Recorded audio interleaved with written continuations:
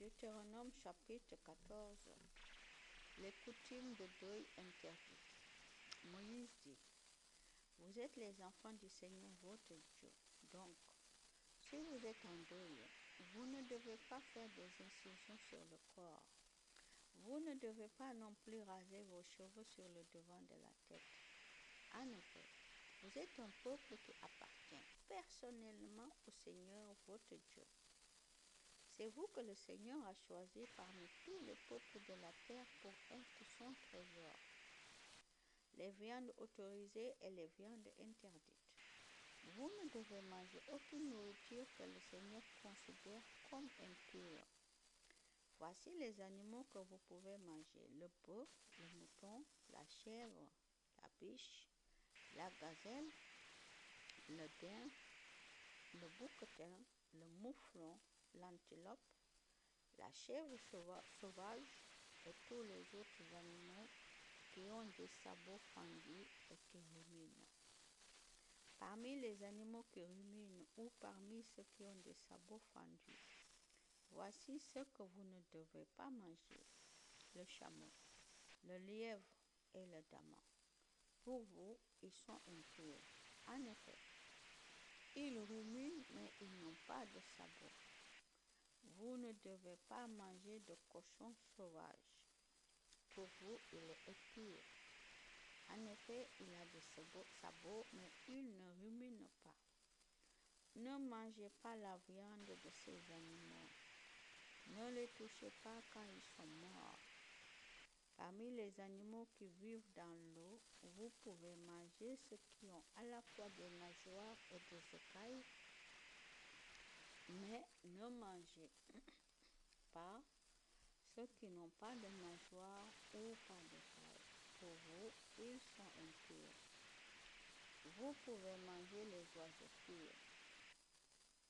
Mais voici les oiseaux que vous ne devez pas manger: les aigles, les gypaètes, les aigres de la mer, les milans, les vautours, les faucons de différentes espèces, toutes les espèces de corbeaux, les autruches, les chouettes, les mouettes, les oiseaux chasseurs de différentes espèces, les hiboux, les cormorans, les hulottes, les chouettes claires, les chouettes chevêches, les charognards, les cigognes, les hérons de différentes espèces, les coqs des champs et les chauves-souris.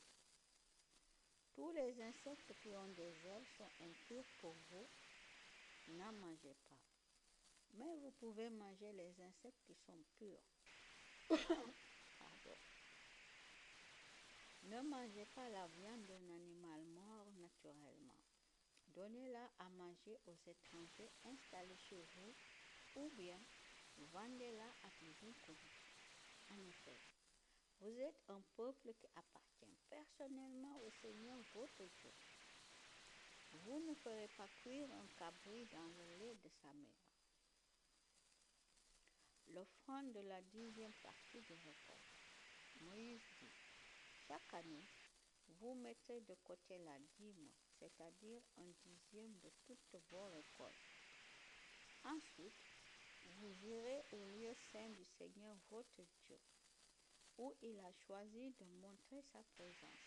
Là, vous mangerez le 10e de votre beurre, de votre vin nouveau et de votre huile.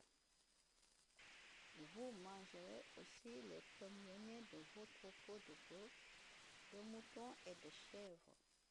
De cette façon, vous apprendrez à respecter sans cesse le Seigneur votre Dieu. Mais le lieu où le Seigneur votre Dieu a choisi de montrer sa présence sera peut-être loin de chez vous. Et le Seigneur votre Dieu vous aura peut-être donné beaucoup de récoltes. Alors, vous ne pourrez pas apporter ce que vous avez mis de côté. Dans ce cas, vous vendrez ces réserves et vous apporterez l'argent au lieu que le Seigneur votre Dieu a choisi. Là, avec cet argent, vous achèterez tout ce que vous voudrez: bœuf, mouton ou chèvre, vin ou autres boissons alcoolisées, tout ce que vous désirerez. Et vous mangerez tout cela à cet endroit dans la joie avec vos familles. À cette occasion, ne négligez pas les Lévites qui habitent dans votre ville. Eux, ils ne possèdent pas de part de terre au milieu de vous. Tous les 3 ans, vous mettez de côté un dixième de votre récolte de l'année en cours. Vous le mettez en réserve dans vos villes. Ainsi, les Lévites qui ne possèdent pas de territoire comme vous pourront venir se servir là. Les étrangers installés chez vous, les orphelins et les veuves qui vivent parmi vous pourront venir le faire aussi. De cette façon, ils mangeront à leur faim. Alors, le Seigneur votre Dieu vous bénira dans tout ce que vous ferez.